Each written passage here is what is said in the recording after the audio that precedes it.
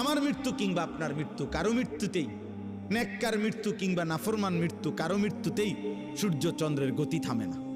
রাসূলুল্লাহ সাল্লাল্লাহু আলাইহি সাল্লাম বলছেন, হাদিসের মধ্যে আছে, নবীজির একজন সন্তান হযরত ইব্রাহিম রাদিয়াল্লাহু তাআলা আনহু, নবীজির সন্তান ইন্তেকাল করছিলেন। তো সেদিন চন্দ্রগ্রহণ লাগছে, চন্দ্রগ্রহণ হয়েছিল। তো সাহাবারা কেউ কেউ মন্তব্য বা কেউ কেউ বলছে নিশ্চয় নবীজির সন্তানের বিরহে চন্দ্রগ্রহণ লাগছে। তখন আল্লাহ নবী সাল্লাল্লাহু আলাইহি ওয়াসাল্লাম তৎক্ষণাৎ সাহাবায়ে কেরামকে মসজিদের মধ্যে জমা করে, দেখেন অনেক ছেলে এখনো মোবাইল ধরে রাখছে, দেখেন, আহা, যাও বাবা বাইরে হয়ে যাও, বাইরে হয়ে যাও, আব্বা ঘুরে দাঁড়াইছো কেন, বাইরে হয়ে যাও, একবারে বের হয়ে গেলেই হলো, অসুবিধা কি? এখানে ভোটের কোনো বিষয় নাই।